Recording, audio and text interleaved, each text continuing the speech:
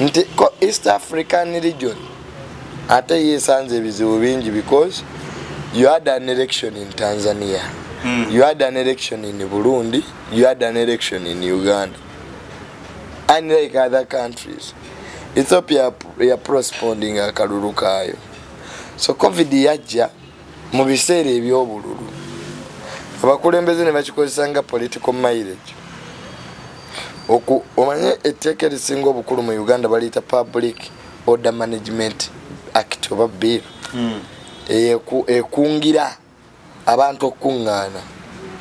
President Museveni lumu yabuuza Honorable Mao n'amugamba nti wenkuwa obuyinza osooka kukola ki? Honorable Mao nti nsooka kuggyawo ekyo ki Public Order Management. N'amugamba gwe tojja kufuga ggwanga myezi ebiri. Kaga okuba olukuŋŋaana osooka kwebuuza ku poliisi. Kakati yo poliisi n'epima nerabo beeyina reasonable force naye simanyi what is the definition of reasonable. Omusirikale omu akuuma omukolo gw'NRM ne guggwa emirembe.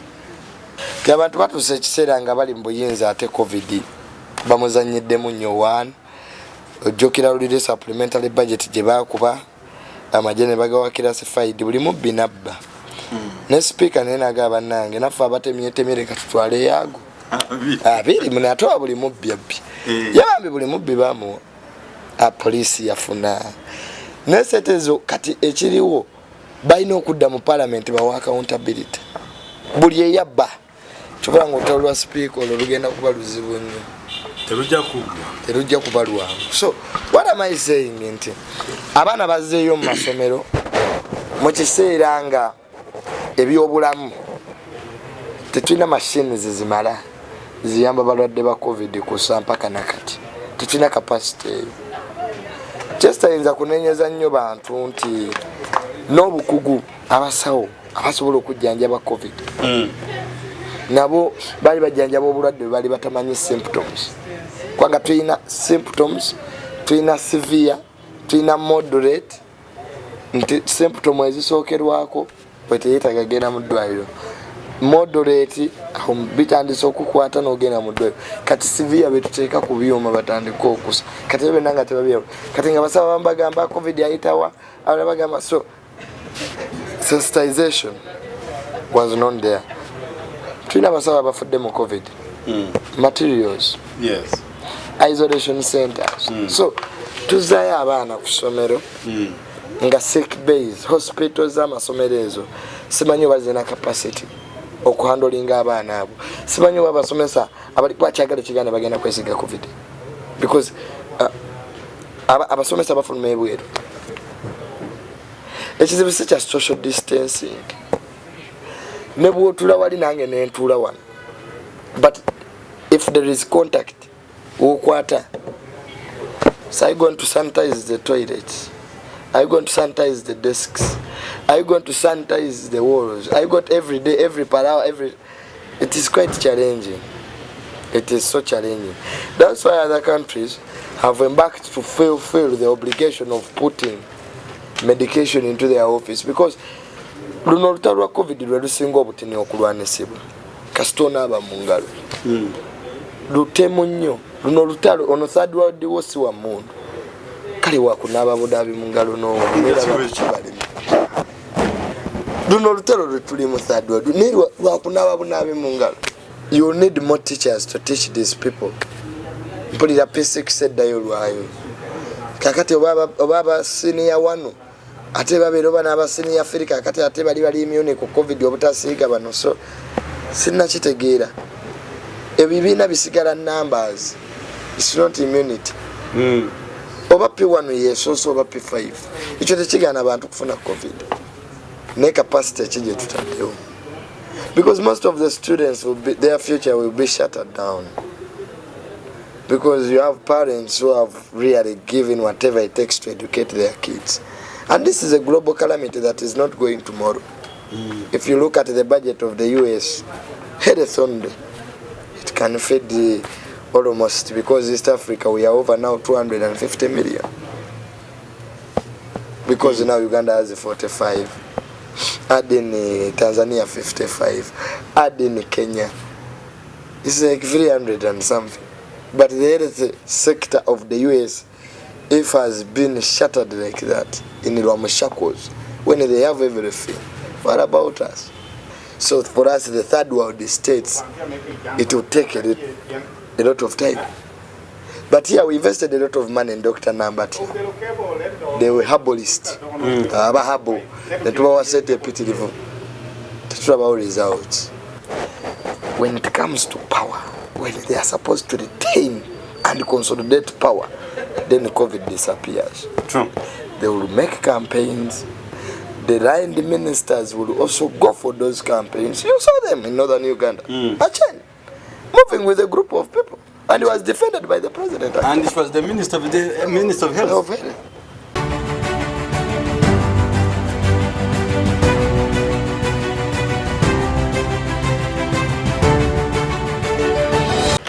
Tugenda kwogera ku Uganda General Nesi yaffe nga biri mu kutambula.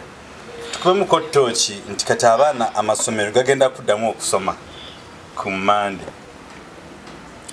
Naye okuddamu okusoma kitegeeza ki? Kitegeeza COVID mu Uganda yaggwamu oba akyaliyo. Ekyo kimu. Ekyokubiri, twebuuza amasomero gano okuddamu okusoma kugamba biri abitusobedde. President Museveni okugula amasomero nga lumu nga ne vaccination tetunaba kujuulira nga n'okufa kw'abantu nti kwakendeera kati awo tuddawa gwali ebungeze naawe ali wano magezi kigwali wadde ensi yaffe Uganda ku by'okusoma mweyo ensonga eyo bwe tugambidde no katufunemu abamu ku abo abali mu education sector oba abasoma bamaliriza okusoma nga tamala emirundi joni yakagraduate ngano recently in the process of COVID emabega kawo kakati twaga tuwayewayemuko COVID agenda kweyongera nti abaana bakomyewo oba akendedde ate advice chi oba Uganda which type of COVID do we have in Uganda? Do we have real COVID abatulaba mbebaza nnyo mwebale nnyo bebale okwagala omukutu guno n'abatuwagira tubebaza nnyo si kintu kyangu na okola program ez'omulamwa omanye ensi eno unlike other people zembera nnyo mu political elites abo bamama byalugaba era gwe okimanyi we tubeera bamuzeeyi mirundi abantu abamanyi ebintu by'obufuzi ebyo tiogenda n'obayigamu ebintu bingi kubanga abavubuka kye bademeddwa okukola ebiseera ebimu kwe kunoonya okumanya banoonya ssente ate ng'okumanya ebiseera ebisinga kwe kukola ki ssente. You must first get knowledge and you get money. Era ekisumbu ya gavumenti ya President Museveni nti baganda baabamu abali batasomye nnyo ate be bali mu bintu kati ate abamanyi abalina obuyigiriza obwo mu bintu ate bo ne bafuuka nti tebakonsalutingibwa tebayina nnyo role mu government institution. Take an example. Osobola okusanga omuntu ng'ali mu NADS. I don't think really agro ye yandibadde mu NADS ng'olina ba community psychologist Makerere. Because to be a change, if you want to change society, you must have change agents. Yeah, absolutely. And psychologists are part of the change agents. You can never develop a society nga tomanyi neeyisa yaayo, behavior yaazo ya society eyo, neeyisa yaayo n'abantu engeri gye balowoozaamu. Leero osobola okugenda e Butambala ng'onoomwe ng'abantu ne bakutunuulira bubi. Nate n'okomawo mu Kampala ng'ogunoba n'ogenda wali ewaffe e Buddu e Villa Maria n'ogendako ne mu Kabocha kamo n'abagocha nate Butambala tekikola kakati perception and society values zize zikyuka n'okuddayo ku kibuuzo kyo kiri ekisooka obukulu COVID yakuba ensi yonna ate COVID waali ekyo tekiriiko kulimba COVID gyali nenze mentality y'abaddugavu ngimanyi omuddugavu ayagala alabe omuntu nga amaze kufa akakasiza eddala era president bwe yaggalawo ku lockdown abantu bafuluma mayumba ge balawo bateri aliyo ebweru.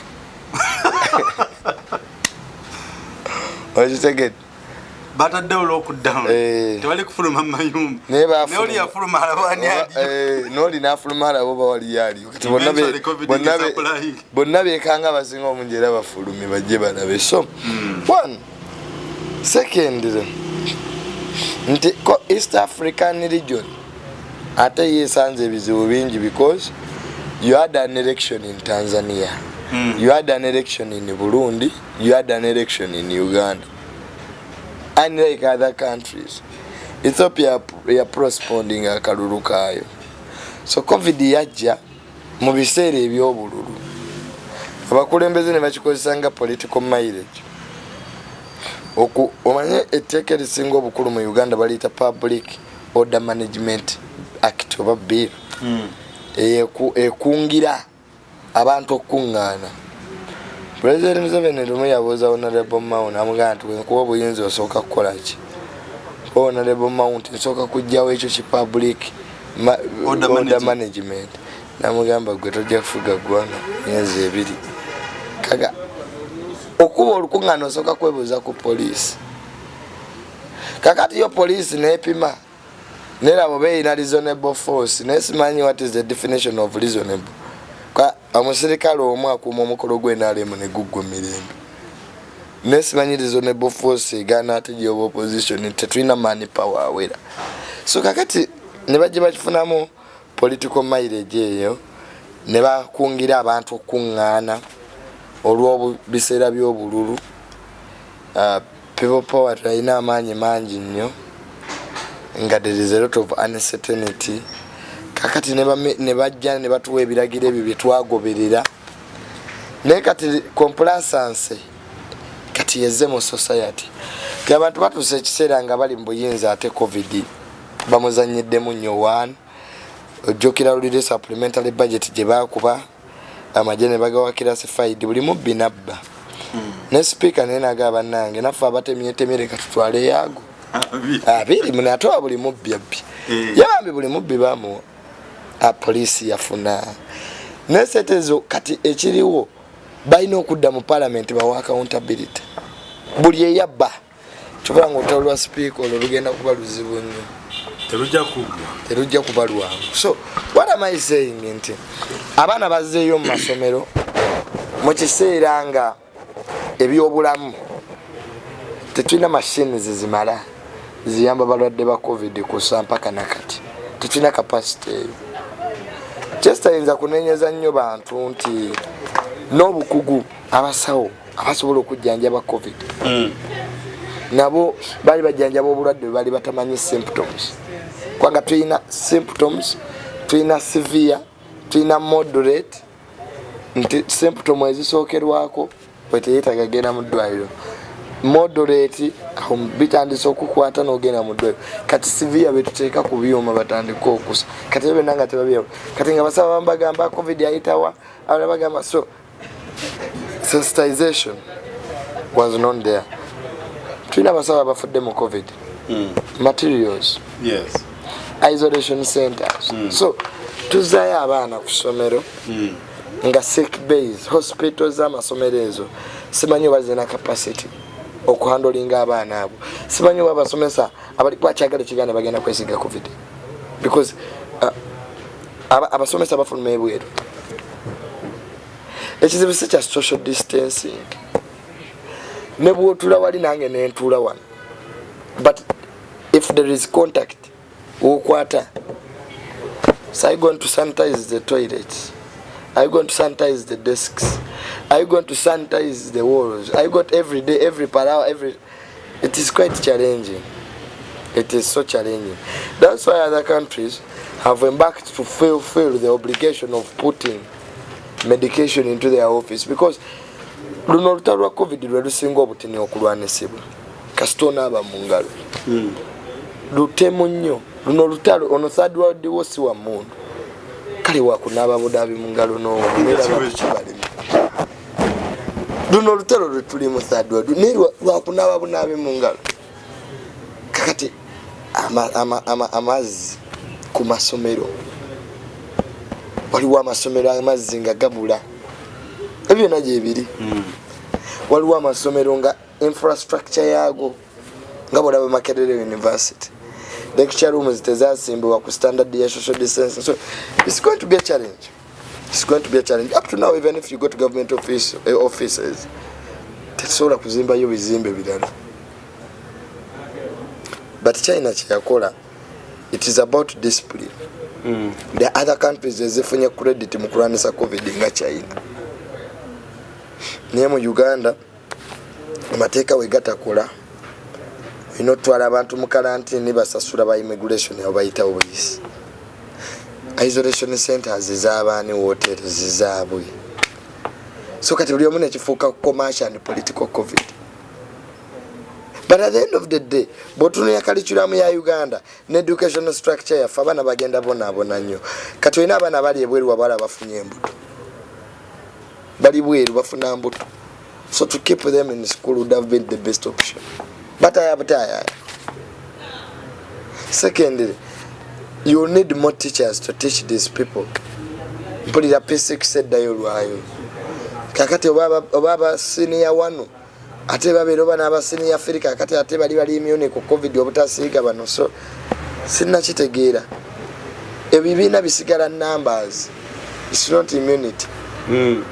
Oba P1 yesoso oba P5 ekyo tekigaana abantu kufuna COVID ne capacity ekije tutaddewo. Because most of the students their future will be shuttered down. Because you have parents who have really given whatever it takes to educate their kids. And this is a global calamity that is not going tomorrow. If you look at the budget of the US, health only, it can feed almost, because East Africa we are over now 250 million. Because now Uganda has 45. Add in Tanzania 55, add in Kenya, it's like 300 and something. But the health sector of the US, if has been shattered like that in Ramashakos, when they have everything, what about us? So it's an obligation, it's a responsibility for every citizen in this country. Every sector had a role to play. The health sector had a role to play. The citizens in this country had a role to play in the fight against COVID. It has never been a one-man's game. Bring policies that you do respect. But after seeing what happened in the campaigns, you think that we lacked a proper analysis of the disease, how it can be cured. So, and the drug that can vaccinate that disease, it will take time to come on the market. Because you know what makes a drug useful? Accessibility, cost. So it will, the Western powers, I saw Al Jazeera recently, they have even kept more than enough for their population. So for us, the third world states, it will take a lot of time. But here we invested a lot of money in Dr. Nambat. They were herbalists. Herbal. The two was set a pity level. To trouble results. So what am I saying is it's challenging for everybody. Okay, amid this, because it is challenging, do you think we have the capacity to manage this COVID-19 in case it amounts to a given number of cases? If we get some new cases, because I'm seeing the level of Uganda at the moment, we cannot have this kind of the competition between political COVID, cash COVID, and real COVID, and you think we shall survive? Because before elections, people kept the preventive measures in place. Before elections, we saw people keeping social distancing. Before elections, we saw people sanitizing everywhere, every off and on. But nowadays, let me tell you, I wondered during the course of elections, we didn't tell about Monty now. I COVID. I think I have you single. Did you realize that? Untimukulonda, no cases were reported, no one did. So kakati chekeka kwebuzza nti no COVID ono esawa zino ekituufu anyigiriza ensi yonna abantu ne banyigiriza naye lwaki gavumenti yaffe eno bwebeesazeeyo okutaabanga nze kulwange mba kuba omu ku abo ababayamba okulowooza obulungi twalisoose ne tuta universities zonna abaana bonna ne bakomawo kuba bakulu bayinza okwebereramu okiraba ne tugamba kakati omwezi mulamba nga gwe singa tewaliwo keesi all levels bakole batya baddemu betwa nti no all levels no case all primary schools ziddemu naye kati mu Uganda bintu byatusobedde kugamba I don't have the real definition of this COVID. Is it political COVID? Is it real COVID? Which kind of COVID do you think that you are going through? Both can be around according to someone's analysis. Whether it is political, whether it is economical, that's not the issue. The issue at stake. The issue at stake. It is only one thing that our country, our government realizes, and our people, because to control COVID, it is discipline. It's just a little bit of discipline. Who will install discipline to people? Put your mask on, wash your hands, give yourself distance. Because at the end of the day, let me tell you, this government, they don't give a damn who dies, who is alive, as long as their kids are safe. This is the government we are dealing with. When it comes to power, when they are supposed to retain and consolidate power, then COVID disappears. True. They will make campaigns. The line ministers will also go for those campaigns. You saw them in northern Uganda. Achen, moving with a group of people. And he was defended by the president. And this was the Minister of Health. So in a country whereby leaders don't have just a small level of discipline, that okay, let us do like that. And the only institution that has managed COVID is State House. Because you know why? There are equipments there that are not in hospitals. In fact, even the sanitizer they are using there, it is completely different from the sanitizers we have. Was the about this journey? Yeah. Sanitizer State House. Boss. Even I was in the Chile. Secondly, the other institution that is trying, the judiciary. You can see in court sessions. They keep real distancing.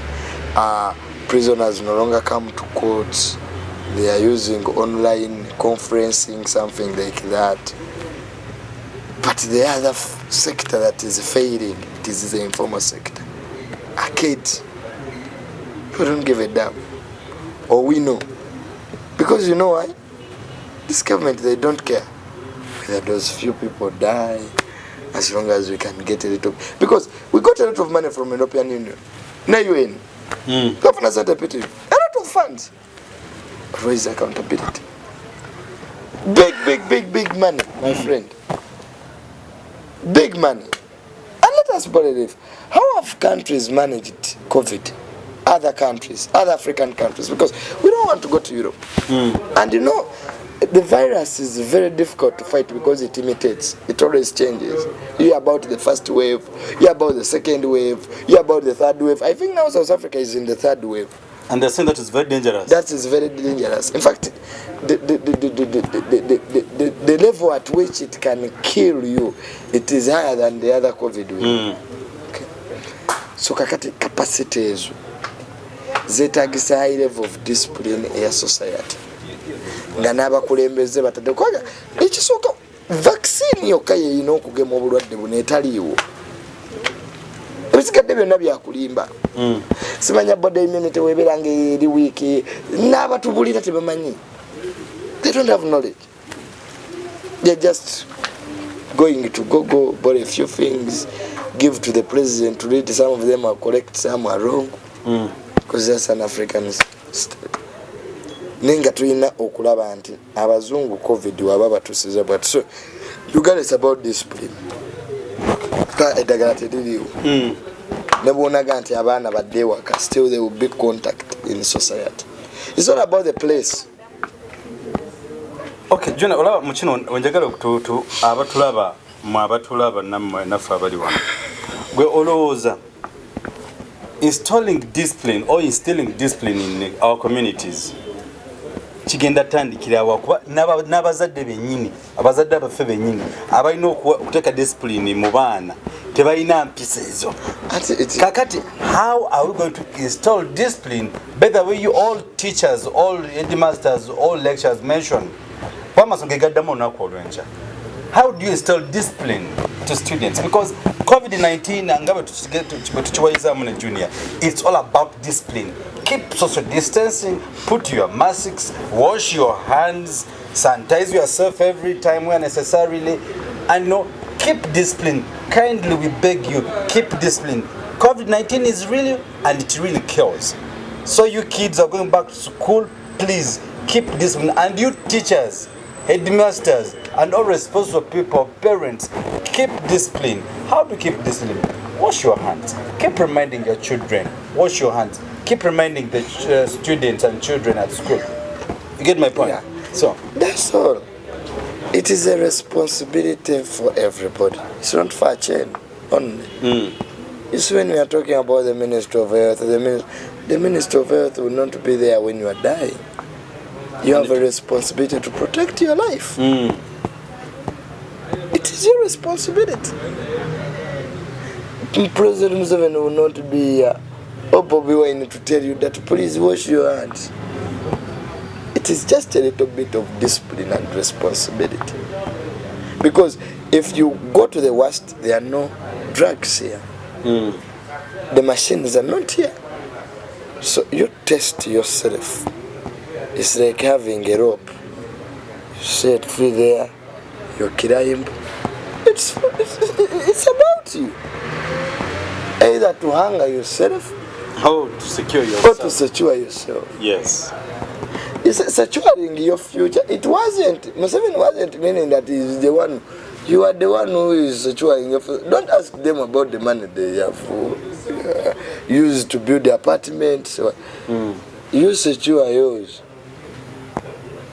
by having, because at the end of the day, it's about discipline.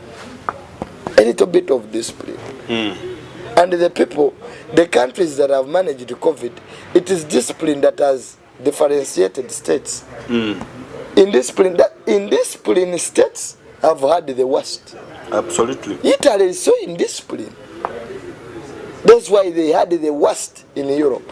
Because when they were told something is really, they started drinking beers outside the verandas on the street. Exactly. It's like they were watching a movie, a movie in China.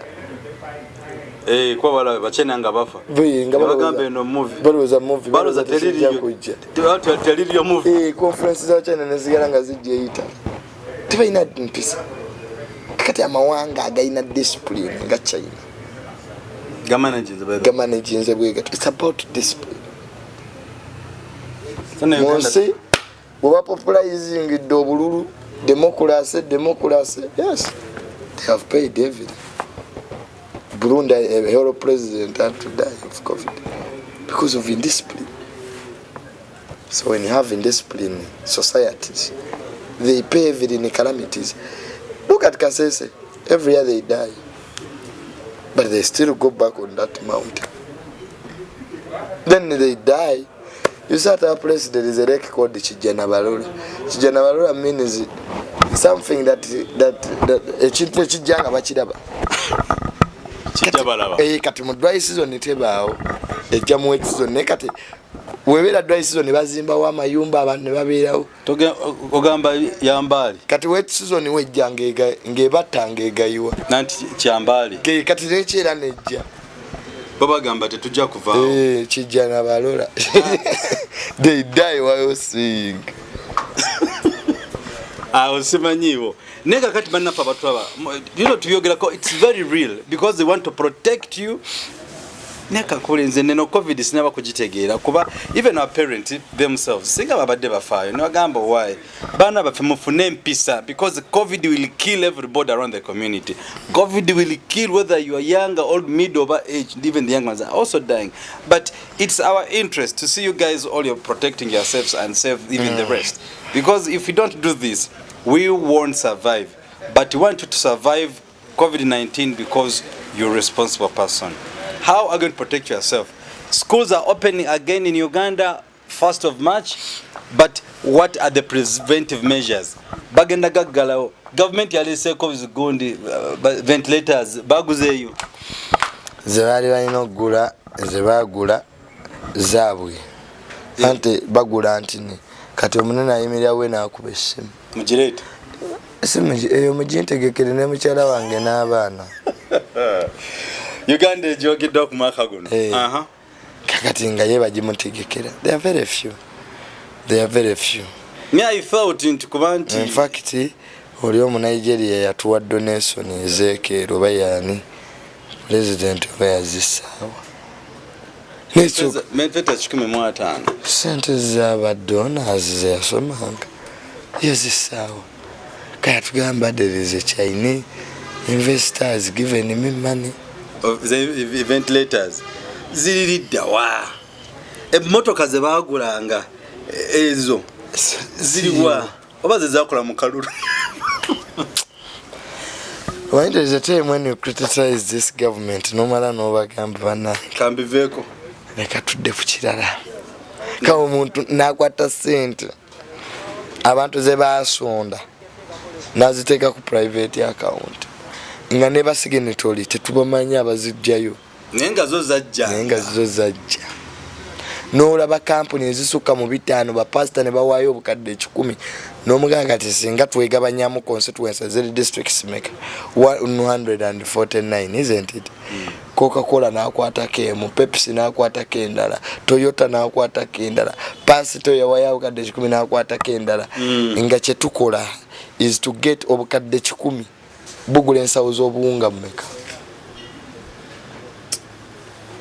obukadde 10 kamba stuff Uganda yo yewunyisa n'abafuna akawunga bali ba mu bibuga niate nga budget yali yagwanga damba kyenaga nti speaker buli mubbi yamuwa ne bannange ne bakuba billboard eza billioni kati bannamawulire babo mpulira bekalakasa batukuba biki bebaleka bakuba ebintu so ono yali political covid ne economic covid ninga covid omutuufu wali abantu bakole social distancing bambale ne mask okwewonya akalwadde kano kubanga ekana kukwatako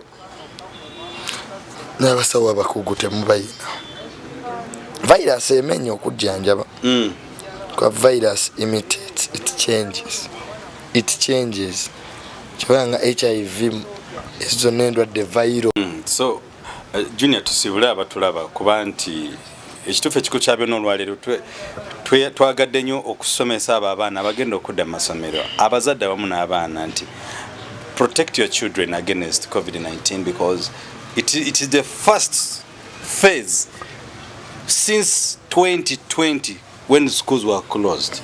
Nakati wagenda kuddayo nika kati muzeeyo mutya what are preventive measures what are SOPs are they in a place n'abazigoberera bennyini tebamanyi kiki balina kukola buli omu tamanyi neka kati olw'okulwa Katonda n'ensi yaffe bannange mukuuma abaana this COVID is all about discipline bannange we request you kindly protect yourself against COVID-19 amasoga temwatugamba tetwabagamba we are reminding you COVID is real and it kills be disciplined take care of yourselves and the Lord will also come on the way and find you when you're still protecting yourself.